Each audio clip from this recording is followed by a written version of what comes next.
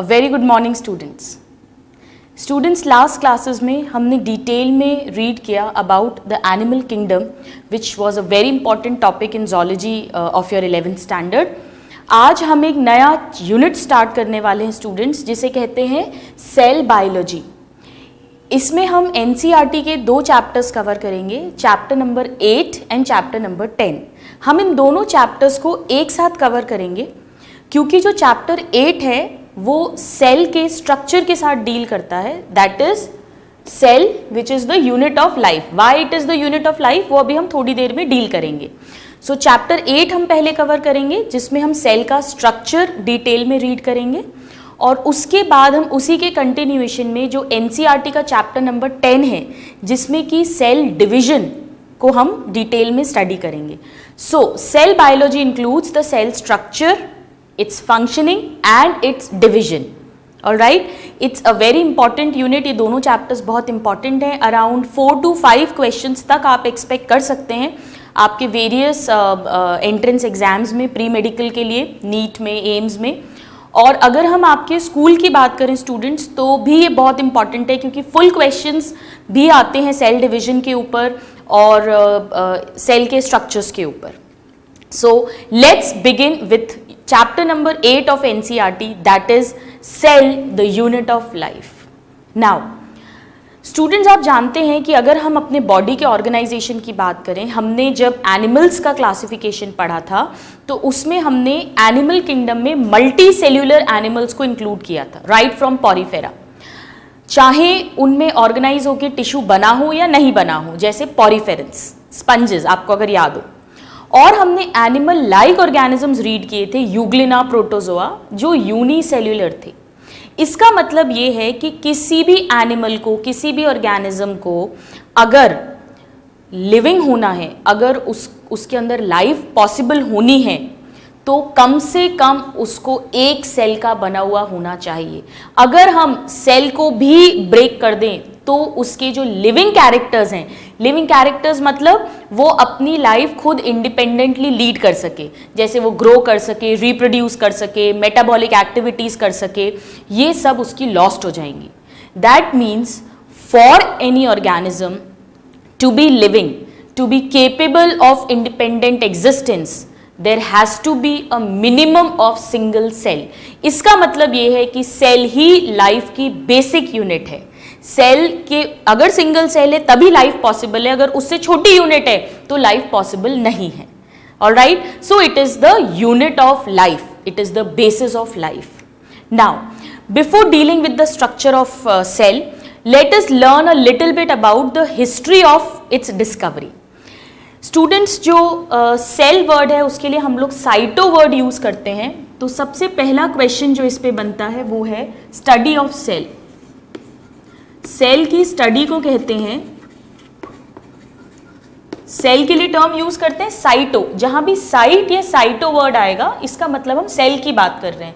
जैसे erythrocyte, erythro means red, तो we are talking about red blood cells. Myo word use करते हैं muscle के लिए, तो myocyte means muscle cell. Cyte या साइटो वर्ड का मतलब होता है सेल.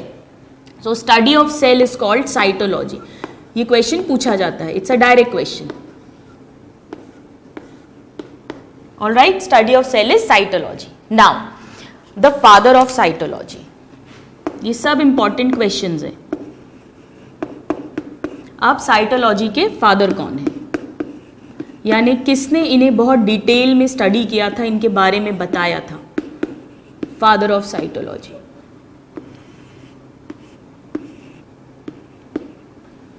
स्टूडेंट्स, एक साइंटिस्ट हुए रॉबर्ट हुक.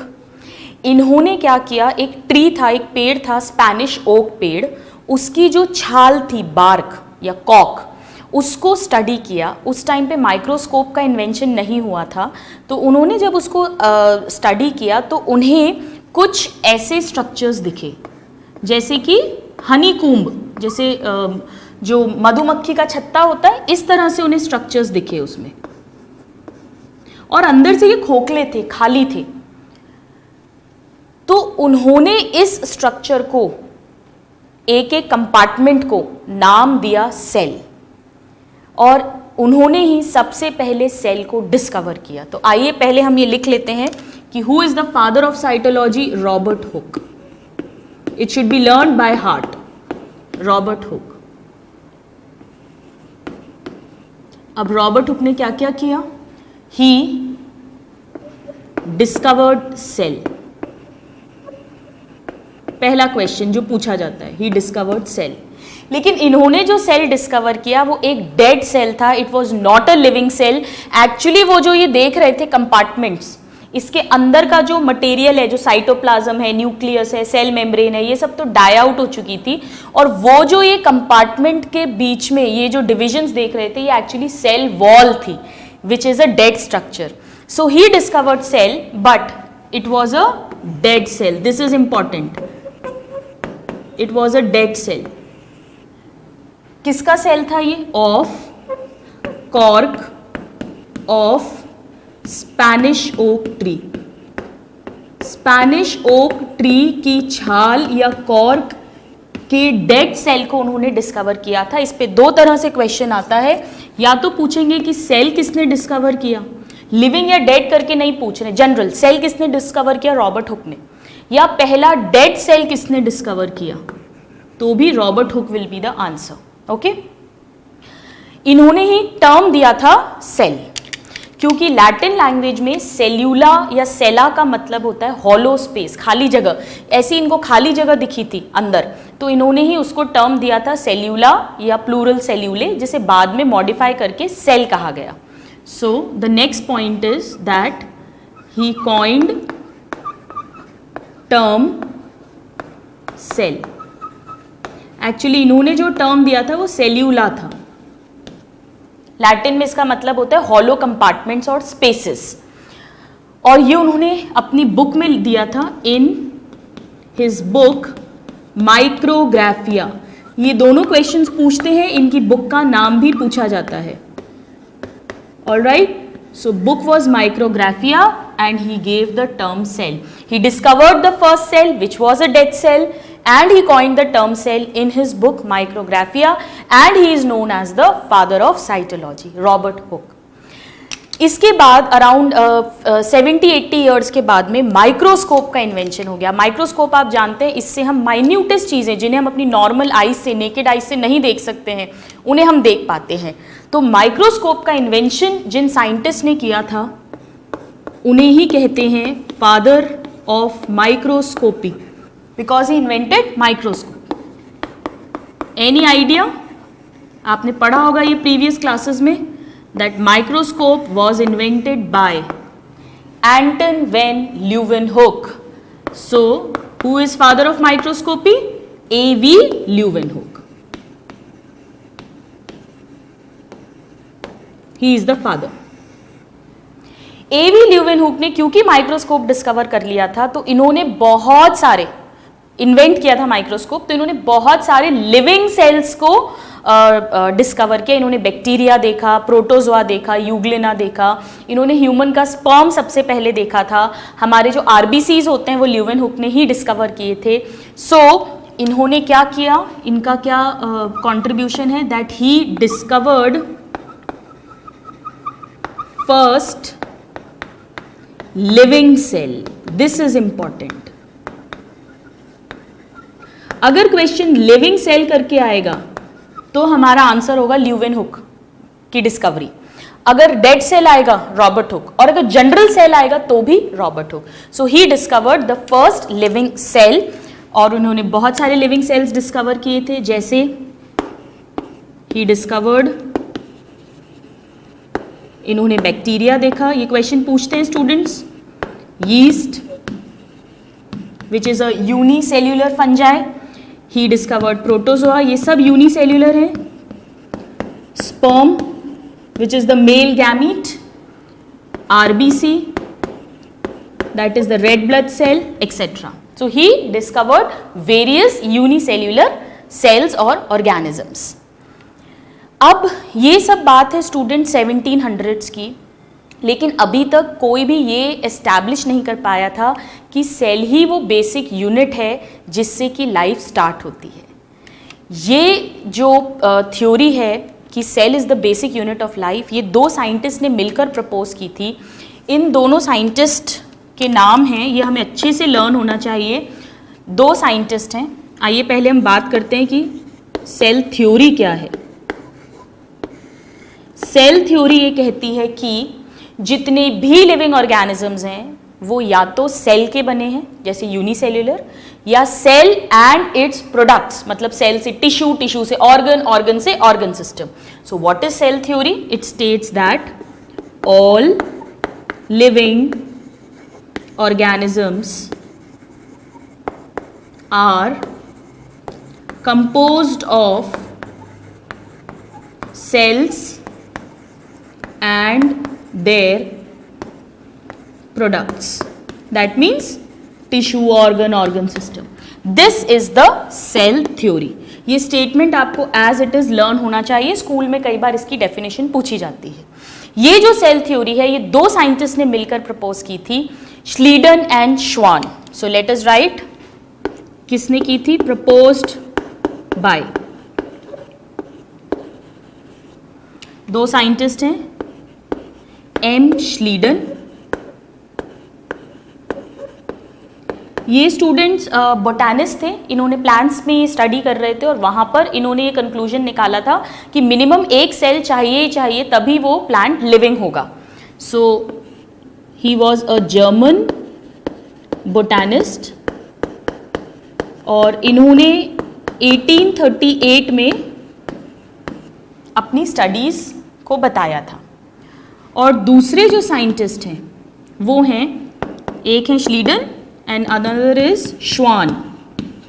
श्वान जो थे स्टूडेंट्स, ये इंग्लैंड के साइंटिस्ट थे और ये जोलॉजिस्ट थे। सेम टाइम पर ये एनिमल्स में ये स्टडीज कंडक्ट कर रहे थे और इन्होंने भी ये कंक्लूजन निकाला था कि एक एनिमल को लिविंग होने के लिए कम से कम एक सेल का बना होना चाहिए। So he was from England, he was a zoologist. ये इंपॉर्टेंट है सब पॉइंट्स। और इन्होंने अपना कंक्लूजन स्टडीज पब्लिश की थी 1839 में। Alright, so this is very important that it was proposed by Schleiden and श्वान। सेल थ्योरी किसने प्रपोज की थी? श्लीडन एंड श्वान ने 1838 एंड 39 में। One was a botanist and one was a zoologist. And what is cell theory? That all living organisms are composed of cells and their products. That means cell is the basic structural and functional unit of life. Alright? लेकिन students अभी तक भी इनको ये नहीं पता था कि नए सेल्स कैसे बनते हैं, ये नहीं पता था। आज हम जो इतना easily cell division, mitosis, meiosis, इन सब की बात करते हैं, इन सब की तब भनक भी नहीं थी। उन्हें नहीं पता था कि एक नया सेल कैसे बनता है। ये जो डिस्कवरी की, ये जो थ्योरी प्रपोज करी थी, ये इसके कुछ सालों बाद प्रपोज हुई थी। इसे कहते हैं सेल लीनिएज थ्योरी। लीनिएज मतलब पीढ़ी दर पीढ़ी सेल कैसे आगे बढ़ रहा है, यानी सेल का डिवीजन कैसे हो रहा है, नए सेल का फॉर्मेशन कैसे हो रहा है। क्या स्टेट होती है ये थ्योरी ये कहती है, पहले तो इसको किसने प्रपोज किया आइए वो लिख लेते हैं हम। दिस वॉज प्रपोज्ड बाय, ये सब नाम आपको अच्छे से रटे होने चाहिए, इन पे डायरेक्ट क्वेश्चंस आते हैं। रुडोल्फ वर्चोव। रुडोल्फ वर्चोव नाम के एक साइंटिस्ट हुए हैं जिन्होंने 1855 में ये थ्योरी प्रपोज की थी और इन्होंने ये बताया था स्टूडेंट्स कि जो नए सेल्स हैं वो पुराने सेल्स से ही अराइज होते हैं, उनके डिवीजन से। So what does it state? That new cells arise from pre existing sales. जो ऑलरेडी एग्जिस्टिंग सेल्स हैं उन्हीं में डिवीजन से नए सेल्स बनते हैं। आपको लग रहा होगा ये तो बड़ी सिंपल सी बात है, तो सबको पता है, ये हमें आज पता है स्टूडेंट्स 2017 में, लेकिन 1855 तक ये बात साइंटिस्ट नहीं प्रूव कर पाए थे। So new cells arise from pre existing sales, और उन्होंने इसका जो स्टेटमेंट लिखा था जिसपे क्वेश्चन पूछा जाता है वो था ओमनिस सेल्यूला ई सेल्यूला।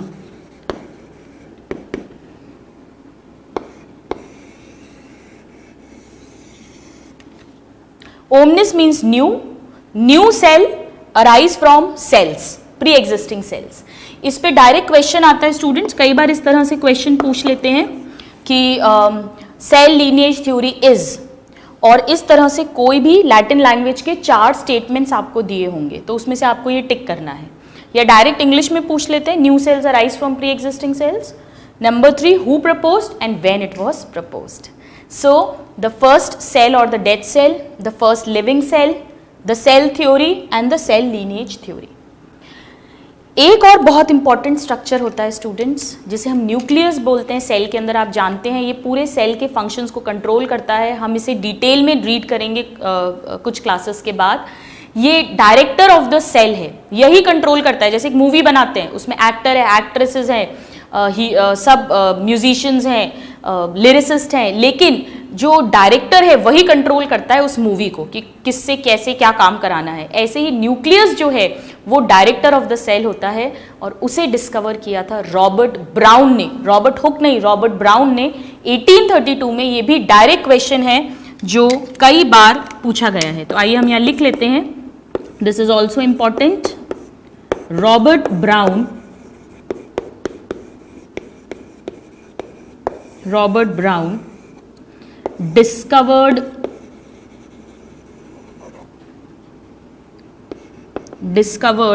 ये जो प्रपोज्ड है स्टूडेंट्स, आप कंफ्यूज मत होइएगा, ये हम सेल थ्योरी की बात कर रहे हैं ना, this is about cell theory. Robert Brown discovered nucleus in 1832। इसमें स्टूडेंट्स ईयर्स भी इंपॉर्टेंट है, क्या डिस्कवर किया, किसने डिस्कवर किया और कब डिस्कवर किया। So these are few of the important discoveries and inventions. Now, let us look into the main types of cells. Student cells जो होते हैं वो न्यूक्लियस की प्रेजेंस और एब्सेंस के बेसिस पे मेन 2 टाइप्स के हो सकते हैं। हमने पहले पढ़ा था जब हमने एनिमल किंगडम की स्टार्ट करा था कि जो प्रोकैरियोटिक सेल्स हैं, यानी जिनमें जो जेनेटिक मटेरियल है डीएनए, उसके चारों तरफ कोई न्यूक्लियर मेम्ब्रेन नहीं है, यानी कि कोई ट्रू न्यूक्लियस नहीं है, उसे हमने प्रोकैरियोट्स कहा था। अगर आपको याद हो, आप बॉटनी में डिटेल में पढ़ चुके होंगे, और उन्हें हमने किंगडम मोनेरा में इंक्लूड किया था। जबकि ऐसे सेल्स जिनका डीएनए के चारों तरफ एक न्यूक्लियर मेम्ब्रेन है, यानी इनमें ट्रू प्रॉपर न्यूक्लियस प्रेजेंट है, उस सेल को हमने कहा था यूकैरियोटिक सेल, और इन्हें हमने इंक्लूड किया था kingdom Protista, fungi, Plantae, Animalia में। Alright, so let us write that on the same basis there are 2 kinds of cells on basis of presence or absence of nuclear membrane. Nuclear membrane अगर है तो eukaryotic, और अगर नहीं है तो prokaryotic. Alright, so now what are the 2 kinds of cells? Let us write. पहला है prokaryote, prokaryotic cell. Prokaryotic cell का मतलब इसमें जो डीएनए है उसके चारों तरफ कोई भी न्यूक्लियर मेम्ब्रेन नहीं है, नो न्यूक्लियर मेम्ब्रेन। किसके अराउंड? Around DNA. मतलब इसका जो डीएनए है वो किस में पड़ा हुआ है? साइटोप्लाज्म में। So DNA lies naked in cytoplasm. इसने कपड़े नहीं पहन रखे हैं, न्यूक्लियर मेम्ब्रेन एक कवरिंग की तरह काम कर रहा है, वो नहीं है। So it lies naked in the cytoplasm. ये सारे ऑर्गेनिजम्स जिनमें भी प्रोकैरियोटिक सेल मिलता है उन्हें हमने इंक्लूड किया था मोनेरा में। तो आइए हम कुछ एग्जाम्पल्स लिख लेते हैं इसके, जैसे bacteria, that is you bacteria. अभी तक आपको ये लर्न हो गया होगा, आपको बॉटनी में भी डिटेल में पढ़ाया है। Then archaebacteria, then blue green algae, BGA, जिसे साइनोबैक्टीरिया भी कहते हैं students, and then mycoplasma, that is PPLO, pleuropneumonia live organisms. हम यहाँ पे इसको शॉर्ट में लिख रहे हैं. So these all have prokaryotic cells, or we can say that they are prokaryotes. Now, which is the second type? The second type is eukaryotic cell.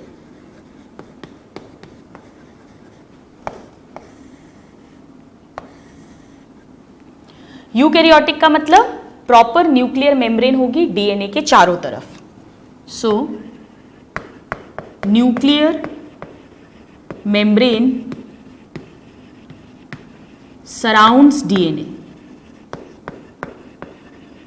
इनके बीच में स्टूडेंट्स और भी बहुत सारे डिफरेंसेस होते हैं जो अभी हम थोड़ी देर में टेबल फॉर्म में रीड करेंगे. पहले हम इसके एग्जाम्पल्स लिख लेते हैं. एग्जाम्पल्स किस किस में मिलेगा ये? प्रोटोजोआ, जितने भी प्रोटिस्टेंस हैं, protistans, then fungi, plants, animals. These all have eukaryotic cell, the members of kingdom Protista, fungi, plantae and animalia. All right. So these are the two types of cells. Now, ये तो student cell का type है on the basis of presence और absence of nuclear membrane. लेकिन इनमें भी जो sales हैं यूकैरियोटिक सेल में या प्रोकैरियोटिक सेल में, ये जो यूकैरियोटिक में मल्टीपल सेल्स हैं, ये भी अलग अलग साइज और अलग अलग शेप्स के होते हैं. There are various kinds of shapes and various kinds of sizes. So let's look into a little bit about the shapes and sizes. पहले आइए हम साइज की बात करते हैं. Size of sales.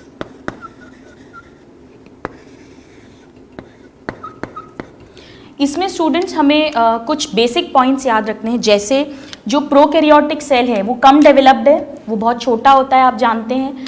तो इसका जो एवरेज साइज होता है वो करीब 0.2 से 2.5 माइक्रोन तक होता है. इतना छोटा होता है, नॉर्मल आई से हम देख ही नहीं सकते हैं. So let us write that prokaryotic cell जो है उसका एवरेज साइज क्या हो जाएगा? 0.2 से 2.5 माइक्रोन, ये एवरेज साइज है. जबकि यूकैरियोटिक सेल स्टूडेंट्स कंपैरेटिवली बड़ा होता है. तो आइए अब हम नेक्स्ट पॉइंट लिख लेते हैं दैट यूकैरियोटिक सेल का जो एवरेज साइज है वो ऑलमोस्ट इससे 10 गुना बड़ा होता है. That means around 25 micron. Alright. Now अब जो हम पॉइंट्स पढ़ रहे हैं ये बहुत इंपॉर्टेंट क्वेश्चन है, very important. The smallest cell. Smallest cell students, सभी सेल्स चाहे प्रोकैरियोटिक हो चाहे यूकैरियोटिक हो, उन सभी में से सबसे छोटा सेल जो होता है वो होता है माइकोप्लाज्मा का. तो आइए इसको हम लिख लेते हैं. This is a direct question. The smallest cell is mycoplasma और PPLO. ये आपको अच्छे से रटा होना चाहिए. This is very very important. Now the largest plant cell. Plants में सबसे बड़ा कौन सा सेल होता है? This is again important. Largest plant cell. Students, plants में एक एल्गी होता है सिंगल सेल जिसे एसिटाबुलेरिया कहते हैं. वो करीब 10 सेंटीमीटर तक लंबा होता है. आप उसको नॉर्मल आई से देख सकते हैं. This is the largest plant cell, that is acetabularia. ये कितना होता है? अप्रॉक्सीमेटली 10 सेंटीमीटर्स होता है. It is a unicellular green algae. ये डायरेक्ट क्वेश्चन पूछते हैं स्टूडेंट्स. सबसे बड़ा प्लांट सेल. ऑलराइट. अब हमने प्लांट लिखा है तो हम अगला क्या लिखेंगे? Largest animal cell. So largest animal cell और लार्जेस्ट सेल. ध्यान से देखिए आप. जो ऑस्ट्रिच, आपको याद है हमने बर्ड्स में एक फ्लाइटलेस बर्ड पढ़ी थी जो उड़ नहीं सकती, डज नॉट फ्लाई. ऑस्ट्रिच जिसे शुतुरमुर्ग बोलते हैं, उसका जो अंडा होता है, जो एग होता है, वो करीब 17 बाय 15 सेंटीमीटर्स का होता है. तो एनिमल्स में तो ऑस्ट्रिच का एक सबसे बड़ा हो गया. ठीक है, पहले हम लिख लेते हैं ऑस्ट्रिच एग ये अराउंड 17/15 सेंटीमीटर्स होता है। तो largest plant cell acetabularia, largest animal cell ostrich egg. अगर हम इन दोनों को कंपेयर करें तो इन दोनों में ज्यादा बड़ा कौन सा है? Ostrich egg. सो अगर जनरल क्वेश्चन आए कि सबसे बड़ा सेल कौन सा है, तो भी हमारा आंसर क्या होगा? ऑस्ट्रिच का एग ही होगा। ऑलराइट, इसके अलावा स्टूडेंट्स एक और क्वेश्चन इस पे बनता है, and that is longest cell, लंबा, बड़ा नहीं, सबसे लंबा, longest cell of human body. कोई आइडिया है स्टूडेंट्स आपको कौन सा होना चाहिए? हमारे में सबसे लंबा सेल कौन सा होगा? जिसको एक जगह से दूसरी जगह लंबी लंबी इंफॉर्मेशन कैरी करनी है, यानी हमारे जो ब्रेन के सेल्स होते हैं, दैट इज न्यूरॉन और the nerve cell. This is the longest cell. Alright, so this is a little bit information about the size of cell. These are very important points: the smallest cell, the largest plant cell, the largest cell or the largest animal cell, and the longest cell of human body. Now students, जिस तरह से इनके sizes very करते हैं, ऐसे ही अलग अलग sales के शेप भी अलग अलग होते हैं। ऐसा नहीं है कि एक फिक्स शेप हो, सारे सेल्स एक जैसे, ऐसा नहीं होता। तो क्या क्या है, आइए यहाँ पे हम इसको रीड कर लेते हैं। Let us talk about shapes of cell. Various shapes हो सकते हैं स्टूडेंट्स, उनके फंक्शन के अकॉर्डिंग। जैसे ह्यूमंस का जो आरबीसी होता है वो कैसा होता है? बिल्कुल कैरम बोर्ड की गोटी देखी आपने? कैरम बोर्ड जो होता है वो गोल होती है, सर्कुलर, लेकिन अगर आप उसको ऊपर नीचे से देखो तो थोड़ी सी पिचकी हुई होती है। That means it is round but it is by concave. So let us write down कैसे कैसे शेप्स हो सकते हैं। जैसे अगर हम आरबीसी की बात करें तो वो कैसा होता है? ऐसा दिखता है। अगर आप ऊपर से देखेंगे उसको तो वो ऐसा दिखता है, लाइक दिस। सो आरबीसी कैसा है? It is round and biconcave. तो ये आरबीसी का शेप हो गया। फिर अगर हम डब्ल्यूबीसी देखें, आपको याद है व्हाइट ब्लड सेल्स जो हमारे सोल्जर्स हैं बॉडी के, इनको क्योंकि जर्म्स को, जो भी बैक्टीरिया है उसे अटैक करना है, पकड़ना है, तो इनका कोई फिक्स शेप नहीं होना चाहिए। इनका कैसा शेप होता है? इररेगुलर शेप, कुछ भी ऐसा। ये इसके अंदर का न्यूक्लियस हो गया। ऐसा शेप क्यों है इनमें? मान लो यहाँ ऑर्गेनिज्म है तो ये सूडोपोडिया बना के इसको अंदर ले लेगा। यहाँ पे है बैक्टीरिया, यहाँ सूडोपोडिया बना के अंदर ले लेगा। सो it is irregular shaped, irregular, क्योंकि इसको क्या करना है? फैगोसाइटोसिस करना है। सो इट इज इररेगुलर। फिर स्टूडेंट्स अगर हम अपने बॉडी का सबसे लंबा सेल देखें, जो अभी अभी हमने डिस्कस किया है, न्यूरॉन, लॉन्गेस्ट सेल, इसको लंबा होना है और इसको एक जगह से दूसरी जगह इंफॉर्मेशन लेकर जाना है, तो इसको लॉन्ग भी होना चाहिए और इसमें बहुत सारी ब्रांचेस निकलनी चाहिए ताकि ये सब तरफ इंफॉर्मेशन को डिस्पेंस कर सके। तो कुछ इस तरह से न्यूरॉन रहता है हमारा।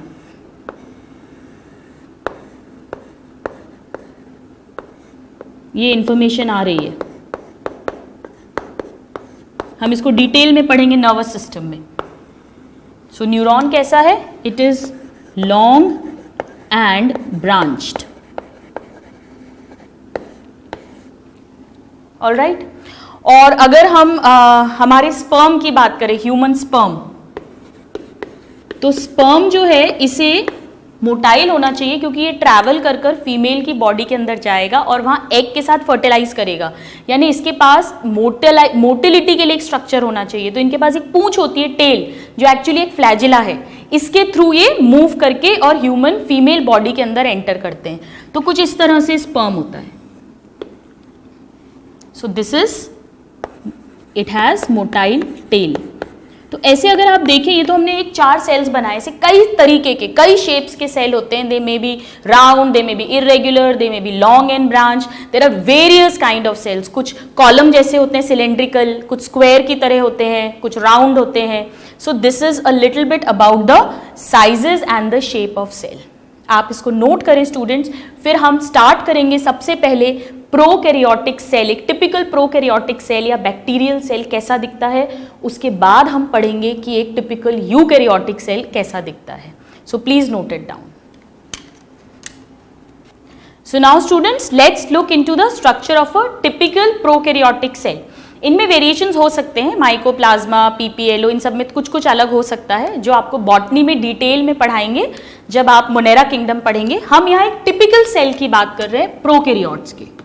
सो now let us read about the structure of a typical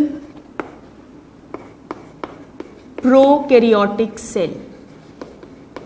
और एक्चुअली हम इसमें कौन सा वाला प्रोकैरियोट का स्ट्रक्चर देख रहे हैं? हम एक बैक्टीरिया का स्ट्रक्चर देख रहे हैं, bacterial cell.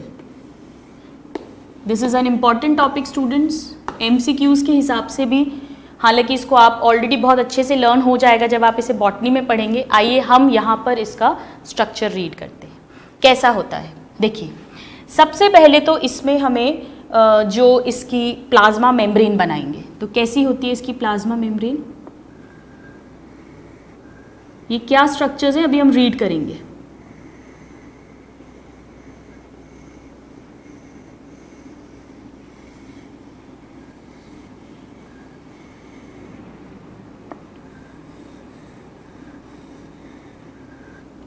This is the plasma membrane.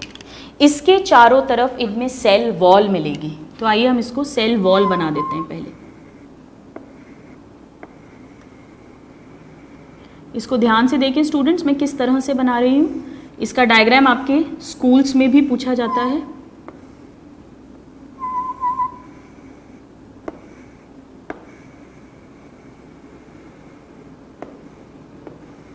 This is the cell wall.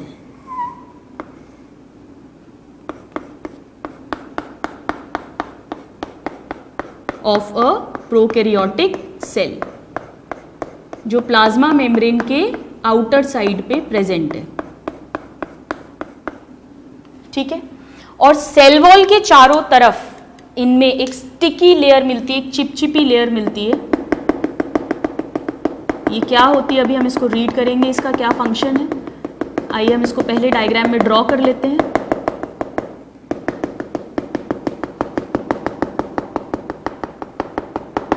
This is the sticky or the slimy layer which is present outside the cell wall.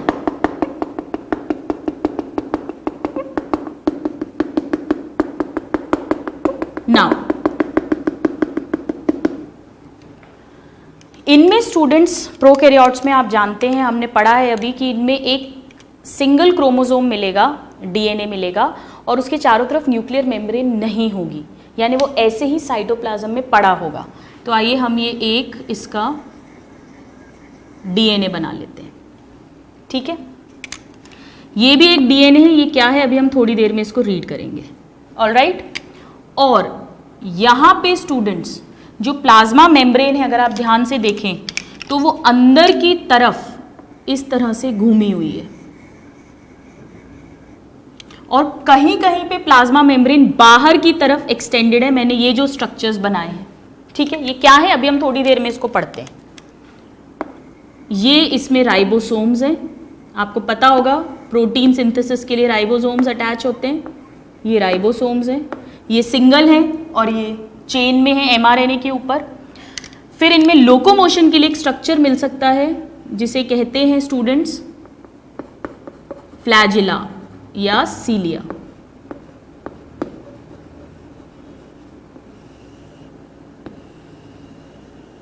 ये जरूरी नहीं सब में प्रेजेंट हो, बट हम एक टिपिकल सेल बना रहे हैं जिसमें हम सारे स्ट्रक्चर्स जो भी प्रेजेंट हो सकते हैं उन्हें फॉर्म कर रहे हैं। तो आइए इसको पहले लेबल कर लेते हैं।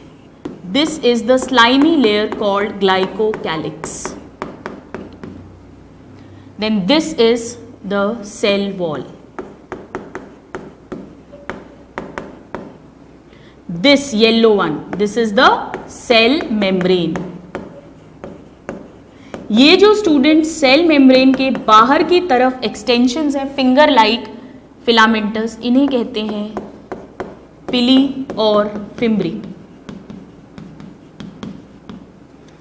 दिस इज अ फ्लैजिला, और फ्लैजिलम का सिंगल होता है स्टूडेंट्स फ्लैजिलम, तो हमने इसे लिख दिया फ्लैजिलम। ऑलराइट, ये जो स्ट्रक्चर है स्टूडेंट्स, जो प्लाज्मा मेम्ब्रेन के अंदर घूमने से मुड़ने से बना है इन फोल्डिंग से, इसे कहते हैं मीसोसोम। अभी हम पढ़ेंगे ये क्या होता है. So this is mesosome. Alright, ये इसके राइबोसोम्स हैं. दिस इज राइबोसोम जो सिंगली प्रेजेंट है साइटोप्लाज्म में. 70S टाइप के होते हैं, यूकैरियोट्स में 80S होते हैं, अभी हम रीड करेंगे. और ये जो है ये है पॉलीसोम, यानी राइबोसोम्स, खूब सारे राइबोसोम्स mRNA पे अटैच हो गए हैं. Now this is what, this is there DNA, main DNA, जिसे कहते हैं न्यूक्लियोइड. इसे न्यूक्लियस नहीं कह रहे हैं स्टूडेंट्स, न्यूक्लियस जैसा nucleoid. And what is this, this is the genetic DNA. और ये जो स्ट्रक्चर है जो मैंने आपको कहा था अभी हम रीड करेंगे, इसे कहते हैं प्लाज्मिड. ये भी DNA है स्टूडेंट्स, पर ये जेनेटिक नहीं है, क्रोमोसोम नहीं बना रहा है, तो इसे कहेंगे एक्स्ट्रा क्रोमोसोमल या साइटोप्लाज्मिक DNA. तो दो तरह का DNA है, एक तो जेनेटिक DNA जिसमें जेनेटिक इंफॉर्मेशन होगी, और एक nucleoid that is the genetic DNA. So this is a structure of a typical bacterial cell. ये जो है सारा ये साइटोप्लाज्म भरा हुआ है. This is the cytoplasm. इसी में इसका DNA, राइबोसोम्स, पॉलीसोम सब कुछ अरेंज्ड है. ठीक है, आइए अब एक एक स्ट्रक्चर को हम पढ़ते हैं कि क्या उसका स्ट्रक्चर है और क्या उसका फंक्शन है. सबसे पहले हम बात करते हैं सबसे इंपॉर्टेंट जो इसको यूकैरियोटिक सेल से डिफरेंशिएट कर रहा है, दैट इज द DNA. कैसा DNA है स्टूडेंट्स इनका? दे हैव, पहले अपन न्यूक्लियोइड की बात करते हैं. न्यूक्लियोइड, न्यूक्लियोइड जो है स्टूडेंट्स, इसके एक दो नाम और है. इसको जीनोफोर भी बोलते हैं क्योंकि इसके अंदर जीनोम है यानी जेनेटिक इंफॉर्मेशन है. और ये बहुत पुराने टाइप का न्यूक्लियस है, न्यूक्लियर मेम्ब्रेन अभी तक नहीं बनी है, तो इसे इंसिपिएंट न्यूक्लियस भी कहते हैं. These are all the names of a single circular double stranded DNA. Single है, बहुत इंपॉर्टेंट है स्टूडेंट्स. गोल है, सर्क्यूलर, हमारे में लंबा होता है, सर्क्यूलर. एंड दो स्ट्रैंड्स का बना है डबल स्ट्रैंडेड DNA, या ये कहो कि एक क्रोमोसोम है. This is a single chromosome, one chromosome. हमारे में से कई सारे क्रोमोसोम्स होते हैं, हमारे में यानी यूकैरियोटिक सेल्स में. और इनका जो DNA है students, very important, not associated with, ना तो इसमें न्यूक्लियर मेम्ब्रेन है और ना इसमें हिस्टोन प्रोटीन्स हैं. एक तरह के बेसिक प्रोटीन्स होते हैं जो हमारे DNA के साथ जुड़े हुए रहते हैं पर इनमें नहीं मिलते हैं. So not associated with histone proteins. And nuclear membrane is absent, यानी कि ये कैसा है, नेकेड DNA. ना तो इसमें न्यूक्लियर मेम्ब्रेन है स्टूडेंट्स और ना ही इसमें हिस्टोन प्रोटीन्स हैं. Very important both the points. एक single circular double stranded DNA है जिसे हमने न्यूक्लियोइड, जीनोफोर या इंसिपिएंट न्यूक्लियस कहा है. यही इसका जेनेटिक DNA है जो जनरेशन टू जनरेशन इंफॉर्मेशन को ट्रांसफर करेगा. कभी कभी स्टूडेंट्स कुछ बैक्टीरिया में थोड़ा सा सर्क्यूलर DNA अलग हट जाता है और ये जीन्स जेनेटिक इंफॉर्मेशन कैरी नहीं करता. इसमें कुछ स्पेशल कैरेक्टर्स होते हैं, जैसे कुछ बैक्टीरिया होते हैं जिनकी फर्टिलिटी बहुत अच्छी होती है, वो बहुत फास्ट मल्टीप्लाई कर सकते हैं, तो वो जो एक्स्ट्रा फर्टिलिटी वाला जीन है वो इसी प्लाज्मिड में मिलेगा. कुछ बैक्टीरिया होते हैं जो एंटीबायोटिक के लिए रेजिस्टेंट हो जाते हैं, उनमें इतनी कैपेसिटी डेवलप हो जाती है, उसका जो स्पेशल जीन है वो भी इस प्लाज्मिड में मिलेगा. सो what is plasmid? Now let us write down. Second structure is plasmid. Plasmid क्या है? एक्स्ट्रा क्रोमोसोमल, क्रोमोसोम नहीं है ये, एक्स्ट्रा क्रोमोसोमल है, सर्क्यूलर, सर्क्यूलर पीस. किसका है ये? DNA का बना हुआ है. और इसमें कुछ स्पेशल जीन्स होते हैं, may contain special genes like कौन कौन से जीन्स हो सकते हैं ये पूछा जाता है। इनमें F जीन मिल सकता है, दैट इज फर्टिलिटी जीन, जो इनकी फर्टिलिटी को बढ़ा देगा, फर्टिलिटी जीन। या इनमें R जीन मिल सकता है, दैट मीन्स रेजिस्टेंस, एंटीबायोटिक के लिए ये रेजिस्टेंट हो जाएंगे। या इनमें नाइट्रोजन फिक्स करने लग जाते हैं कई bacteria, so that is NIF gene which is nitrogen fixation gene. और भी कई तरीके के स्पेशल कैरेक्टर्स ये प्रोवाइड कर रहे हैं उन बैक्टीरिया को। So this is present in some bacteria, not all. ये तो सब में मिलेगा न्यूक्लियोइड, ये कुछ में मिलेगा, in some bacteria. All right, so this is extra chromosomal piece of DNA, that is plasmid. Now let's talk about the cell wall. इनकी जो सेल वॉल है स्टूडेंट्स, सभी प्रोकैरियोट्स में सेल वॉल मिलती है, सिवाय किसमें एब्सेंट है ये, माइकोप्लाज्मा में। ये डायरेक्ट क्वेश्चन है, पूछा जाता है।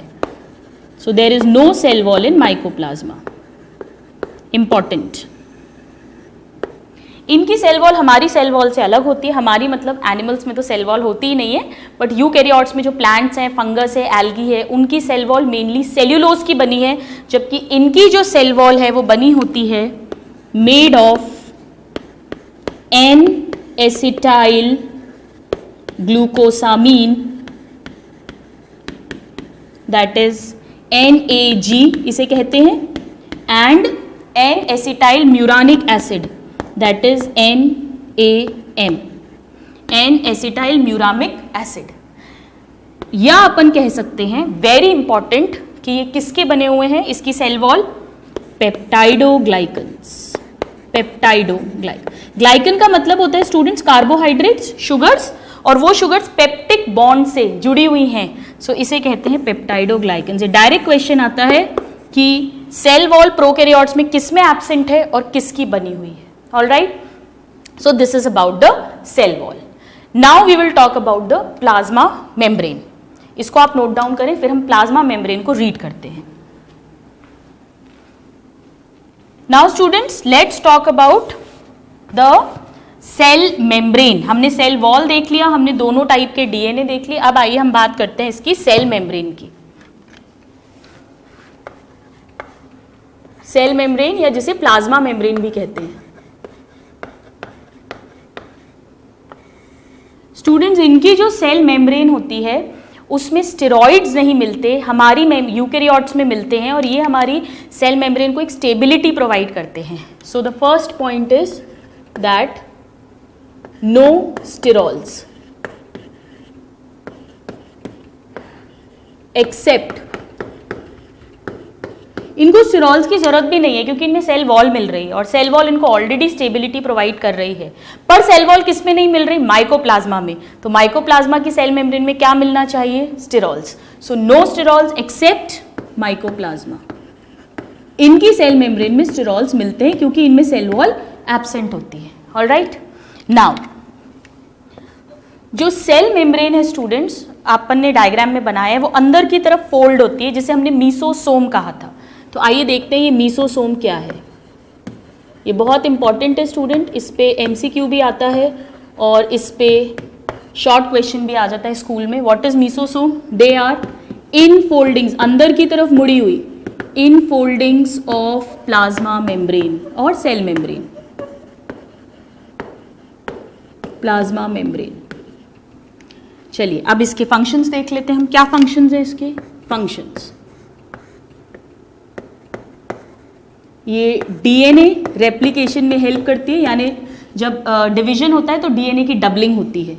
सो DNA रेप्लिकेशन, और जब DNA डुप्लीकेट होगा तो ये और किस में हेल्प करेगी, it helps in cell division. Plus इसमें स्टूडेंट्स कई सारे एंजाइम्स मिलते हैं जो एरोबिक रेस्पिरेशन के लिए इंपॉर्टेंट है, यानी शुगर का breakdown in the presence of oxygen. इसे हम डिटेल में पढ़ेंगे जब हम माइटोकॉन्ड्रिया पढ़ेंगे। सो एंजाइम्स ऑफ एरोबिक रेस्पिरेशन, ये तीनों ही पॉइंट्स इंपॉर्टेंट है स्टूडेंट्स, तीनों पॉइंट्स पे क्वेश्चन पूछा जाता है।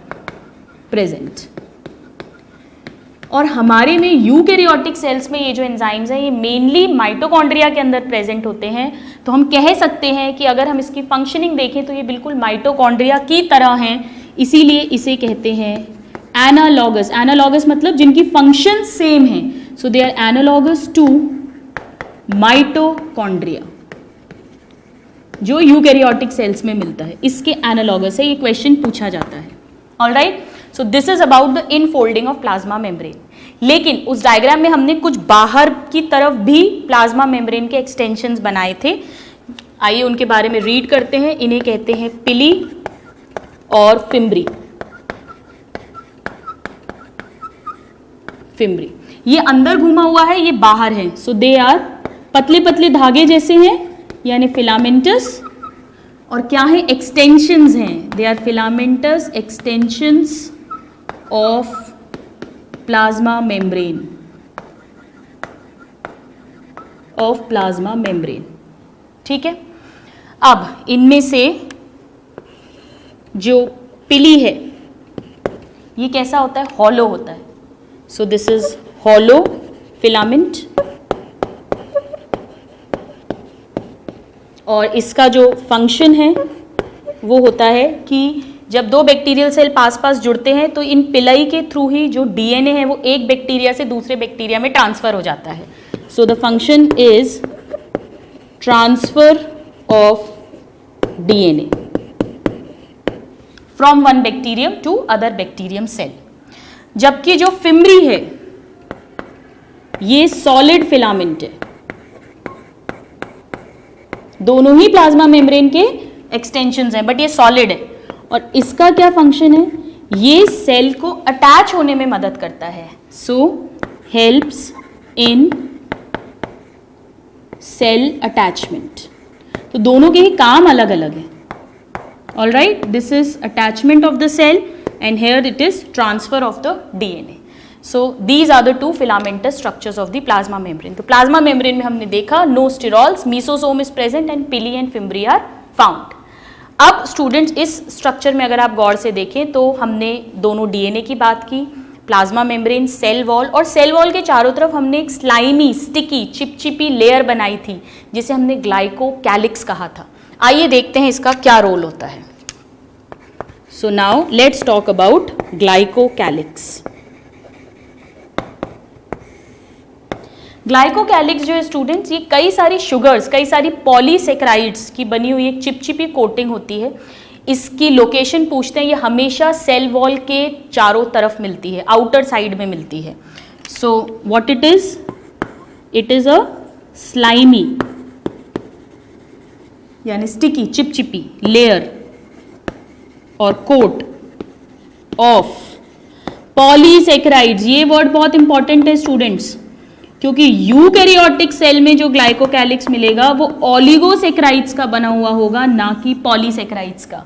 सो it is a slimy layer of polysaccharides.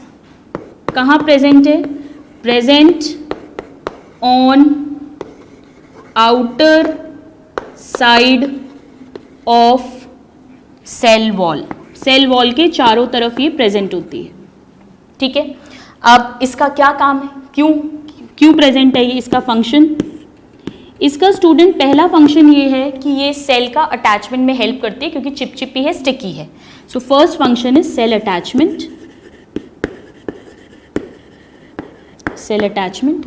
इसके अलावा स्टूडेंट्स जो सेल्स होते हैं उन्हें पहचाना भी जा सकता है, क्योंकि ये जो अरेंजमेंट है पॉलीसेक्राइड्स का, ये हर बैक्टीरियल सेल का डिफरेंट होता है, यूनिक होता है। So the second function is cell identification.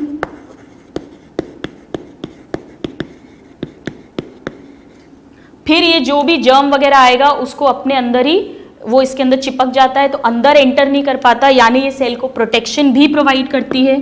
So third function is cell protection. और कुछ बैक्टीरियाज में ये उनको इन्फेक्शन करने की कैपेसिटी देती है, that is called provides virulence। Virulence मतलब उनमें जो पैथोजेनेसिटी है वो प्रोवाइड करती है, हार्मफुल बना देती है बैक्टीरिया को। pathogenicity. So these are the functions of glycocalyx. You please note it down, then we will read some more characters of a typical prokaryotic cell. Please note it down. Now students, let's talk about some more characters of a typical prokaryotic cell. हमने बात करी है अभी तक दोनों type के DNA की, cell wall की, सेल मेम्ब्रेन की, ग्लाइकोकैलिक्स की. इसके अलावा इसमें राइबोसोम्स मिलते हैं जो प्रोटीन्स बनाते हैं. राइबोसोम्स हम इसे डिटेल में बाद में पढ़ेंगे. इनके राइबोसोम्स यूकैरियोटिक सेल के कंपैरिजन में छोटे होते हैं, स्मॉलर, और होते हैं 70S टाइप के. ये इंपॉर्टेंट है, डायरेक्ट क्वेश्चन पूछा जाता है. और जो 70S है ये 2 यूनिट्स का बनता है, 2 सब यूनिट्स का. एक बड़ी यूनिट होती है 50S और एक 30S. इन दोनों से मिलकर ये बनता है. ये दोनों ही इंपॉर्टेंट क्वेश्चन है. इसके अलावा स्टूडेंट्स इनमें फ्लैजिला मिल सकता है, नॉट नेसेसरी, हर में नहीं मिलेगा. सो दे मे हैव फ्लैजिला.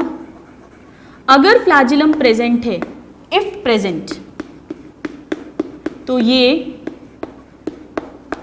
बनता है फ्लैजिलिन प्रोटीन का, जबकि यूकैरियोटिक सेल में टिब्यूलिन प्रोटीन का बना है. So composed of flagellin protein. This is important, ये क्वेश्चन पूछा जाता है. Flagellin protein. ऑलराइट. इसके अलावा स्टूडेंट्स इनमें जो डिवीजन होता है इन सेल्स में, वो मेनली होता है एमाइटोसिस से. सो let us write that multiply by amitosis. इनमें माइटोसिस या मियोसिस नहीं हो रहा. एमाइटोसिस हम डिटेल में सेल डिवीजन में रीड करेंगे. बहुत सिंपल टाइप का डिवीजन है. इसमें न्यूक्लियस खिंचेगा, कंस्ट्रिक्शन होगा न्यूक्लियस में, न्यूक्लियस दोनों खिंचेंगे, बीच में से साइटोप्लाज्म में डिवीजन होगा और साइटोप्लाज्म भी खिंचेगा और 2 सेल्स बन जाएंगे. कोई ज़रूरी नहीं है कि बराबर डीएनए दोनों डॉटर सेल्स में आए. So that means in this no chromosome formation, कोई क्रोमोसोम्स नहीं बन रहे, कोई स्पिंडल नहीं बन रहा, नो स्पिंडल. सिर्फ इसमें क्या हो रहा है, न्यूक्लियर कंस्ट्रिक्शन. हम इसे रीड करेंगे स्टूडेंट्स डिटेल में, तब आपको और अच्छे से समझ आएगा. Followed by cytoplasmic constriction. बस इन दोनों में कंस्ट्रिक्शन होके 2 डॉटर सेल्स बन जाएंगे, जिसमें इक्वल अनइक्वल कैसा भी डीएनए पास हो सकता है. So these are some of the characters of a typical prokaryotic cell. कुछ और भी कैरेक्टर्स होते हैं स्टूडेंट्स. तो आइए हम इसको एक टेबल फॉर्म में, डिफरेंस फॉर्म में पढ़ते हैं, प्रोकैरियोट और यूकैरियोट के स्ट्रक्चर्स को. ये बहुत इंपॉर्टेंट टेबल है स्टूडेंट्स. इस पे डायरेक्ट क्वेश्चंस बनते हैं. एटलीस्ट 2 to 3 क्वेश्चंस इसमें से आ सकते हैं. तो आप इसको प्लीज़ ध्यान से अंडरस्टैंड करें एंड लर्न करें. सो now let us draw this table. एक तरफ मैं लिखूंगी prokaryotic cell,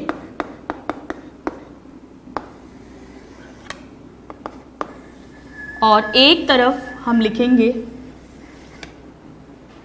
eukaryotic cell. Eukaryotic cell. Alright.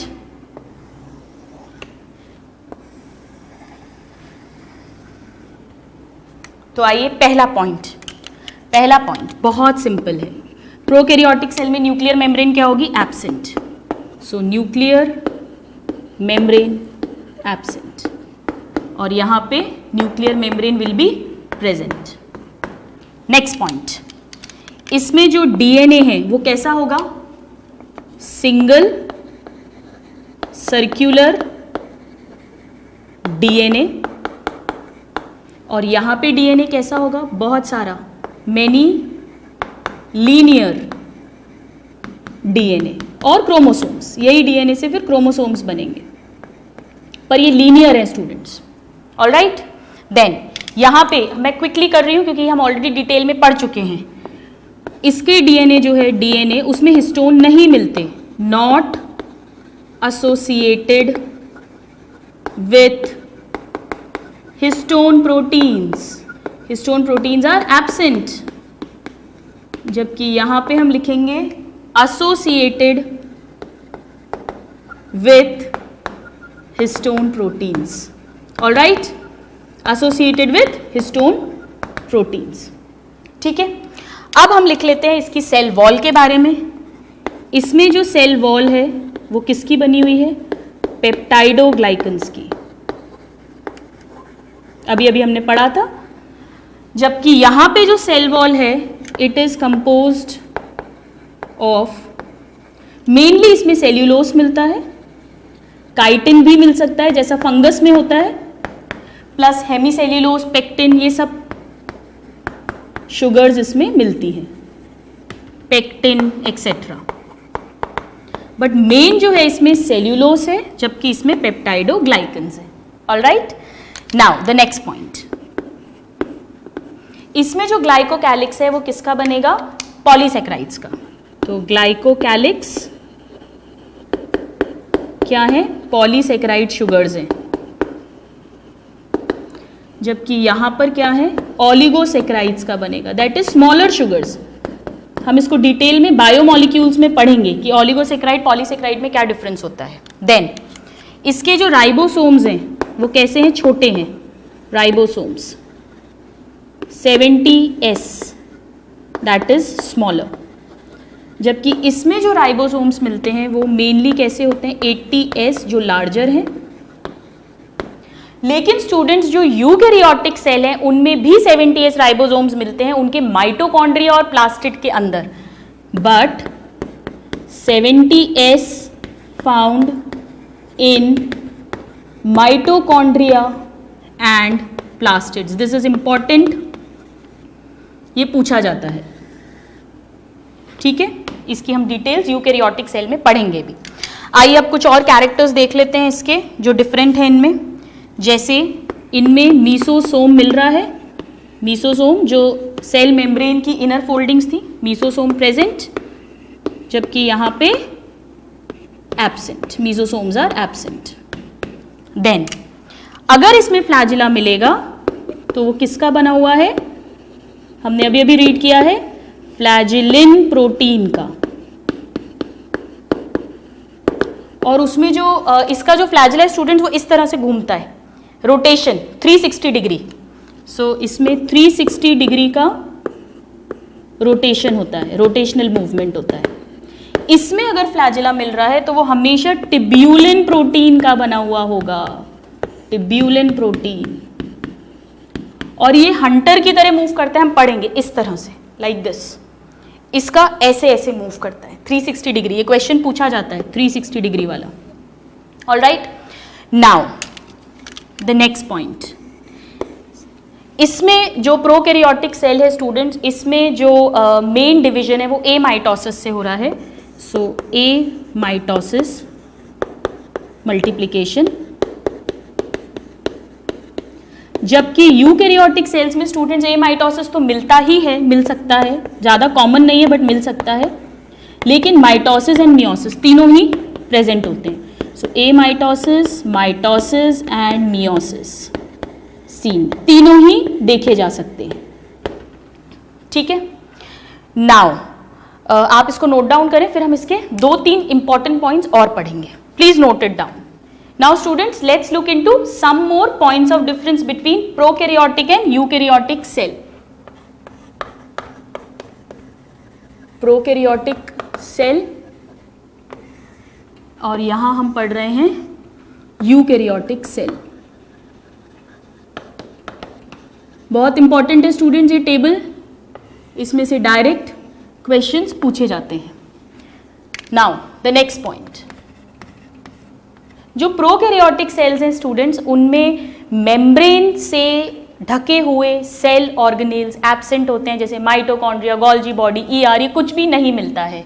सो membrane bound organelles, membrane bound organelles absent, except, ये इंपॉर्टेंट है, ये पूछा जाता है। जो ब्लू ग्रीन एल्गी होता है स्टूडेंट्स, उसमें कुछ फोटोसिंथेटिक क्रोमोफोर्स मिलते हैं, एक्सेप्ट क्रोमैटोफोर लैमेली इन बीजीए। बाकी ये सिंगल मेम्ब्रेन से बाउंड रहते हैं, आपको बॉटनी में पढ़ाएंगे ब्लू ग्रीन एल्गी में, but otherwise they are absent, जबकि यहाँ पे दे आर प्रेजेंट। और ये 3 तरह के हो सकते हैं। कैसे कैसे हो सकते हैं? नंबर 1, ये डबल मेम्ब्रेन से बाउंड हो सकते हैं, यानी उस ऑर्गेनेल के चारों तरफ 2 मेम्ब्रेन्स हैं, डबल मेम्ब्रेन। ठीक है, कैसे हो सकती है? डबल मेम्ब्रेन वाले कौन कौन से होते हैं? 2 होते हैं स्टूडेंट्स, बहुत important, that is mitochondria and plastid. इसके 2 एग्जाम्पल्स हैं जो हमें अच्छे से लर्न होने चाहिए, इनकी डिटेल्स हम नेक्स्ट क्लास में पढ़ेंगे। So mitochondria and plastids. Then second category, हो सकता है इनके चारों तरफ सिंगल मेम्ब्रेन मिले, so single membrane bound. Single membrane में स्टूडेंट्स ये क्या क्या हो सकते हैं? They can be ER, that is endoplasmic reticulum, Golgi body, हम इन्हें डिटेल में पढ़ेंगे एक एक ऑर्गेनेल को, then lysosomes, then micro bodies हो सकती हैं स्टूडेंट्स, हम पढ़ेंगे इनको डिटेल में।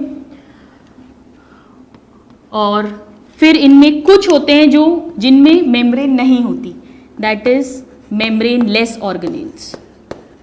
ये सब आपको अभी से अच्छे से रट लेना है, लर्न कर लेना है, ये डायरेक्ट क्वेश्चंस हैं सारे एग्जाम्स के। इसमें 2 हैं, एक तो राइबोसोम, राइबोसोम तो यहाँ भी मिल रहा है इसलिए हमने लिखा है कि मेम्ब्रेन वाले नहीं मिलते, and centrosome. We will read about this later on. Alright, so this is the next important difference. Now और क्या डिफरेंसेस हैं इनमें स्टूडेंट्स? इनमें जो प्रोकैरियोट्स हैं उनमें जो नॉन लिविंग मैटर है, जिन्हें हम इंक्लूजन बॉडीज बोलते हैं, लिविंग नहीं है, साइटोप्लाज्म नहीं, प्लाज्मा मेम्ब्रेन नहीं, न्यूक्लियस नहीं, उन्हें हम कहते हैं इंक्लूजन बॉडीज। जो भी चीज स्टोर्ड है इसके अंदर, इंक्लूजन बॉडीज क्या क्या हो सकती हैं, ये इंपॉर्टेंट है।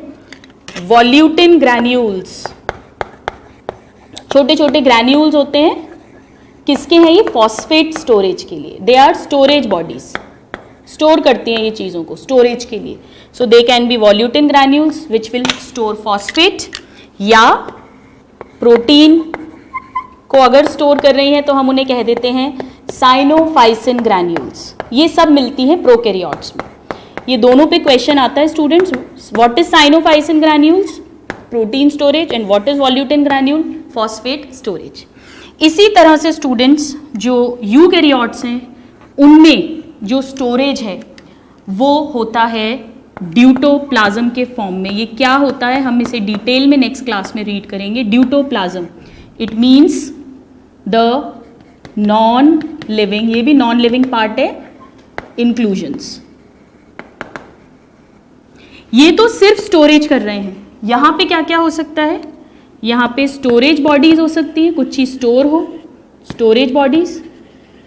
कोई चीज ये फॉर्म कर रहे हैं, सेल बना रहा है जैसे एंजाइम्स वगैरह, वो भी पड़ा रहता है साइटोप्लाज्म में। और कुछ प्रोडक्ट्स जो ये एक्सक्रीट आउट करते हैं, गम्स, रेजिन्स, वो भी इस साइटोप्लाज्म के अंदर प्रेजेंट है, non living part. So this is another difference. फिर और क्या डिफरेंस होता है स्टूडेंट्स? इनमें साइटोप्लाज्म का मूवमेंट नहीं होता, that is cyclosis is absent, there is no cytoplasmic streaming, जबकि यहाँ पे साइक्लोसिस मिलता है, cyclosis is present. Then next difference की अगर हम बात करें तो जो प्रोकैरियोट्स हैं स्टूडेंट्स, इनमें ट्रू वैक्यूल्स नहीं मिलते। स्टूडेंट, वैक्यूल एक ऐसा स्ट्रक्चर, एक थैली जैसा आप समझ लीजिए जिसमें कोई भी चीज स्टोर होती है, तो यहां पे कोई भी ट्रू वैक्यूल नहीं है, नो ट्रू वैक्यूल्स। हाँ, ब्लू ग्रीन एल्गी में कुछ वैक्यूल मिलते हैं जिनमें गैस भरी होती है, तो हम यहां लिख देते हैं एक्सेप्ट गैस वैक्यूल। लेकिन ये जो गैस वैक्यूल है इसे हम ट्रू वैक्यूल नहीं कहते हैं, इसे हम फॉल्स वैक्यूल ही मानते हैं। तो ट्रू वैक्यूल टोटली एब्सेंट होता है, जबकि यहाँ पे ट्रू वैक्यूल मिलता है जिसे हम सैप वैक्यूल कहते हैं। हम इसे डिटेल में रीड करेंगे, ये प्लांट सेल में मिलता है। So there is a true sap vacuole, plus इसमें फूड वैक्यूल्स मिल सकते हैं, कॉन्ट्रेक्टाइल वैक्यूल मिल सकते हैं। फूड वैक्यूल स्टूडेंट्स आपको याद हो, अमीबा, प्रोटोजोआ, इनमें मिलते हैं पॉरीफेरा, जिनके अंदर वो अपना खाना स्टोर करके डाइजेस्ट करता है। और इनमें कॉन्ट्रेक्टाइल वेक्यूल मिल सकते हैं एनिमल्स के अंदर। आपको याद है हमने यूग्लिना प्रोटोजोआ में पढ़ा था, जो वाटर का बैलेंस करता है। So contractile vacuoles, these all may be present. All right, so these are some of the important differences, students, between prokaryotic cell and eukaryotic cell. This table is very very important. इस पे direct tabulated form में भी question आता है और इस पे MCQs भी आते हैं। तो इस क्लास में स्टूडेंट्स हमने रीड किया about the discoverers of dead cell, living cell, nucleus. We read about cell theory, cell lineage theory. फिर हमने प्रोकैरियोट और यूकैरियोटिक सेल को डिटेल में स्टडी किया, उनके डिफरेंस पढ़े और स्ट्रक्चर पढ़ा एक टिपिकल प्रोकैरियोटिक सेल का। नेक्स्ट क्लास में स्टूडेंट्स हम इस चैप्टर को आगे बढ़ाएंगे और हम रीड करेंगे अबाउट यूकैरियोटिक सेल का structure and function. So please learn this table very nicely, and till the next class, happy learning and have a good day. Thank you.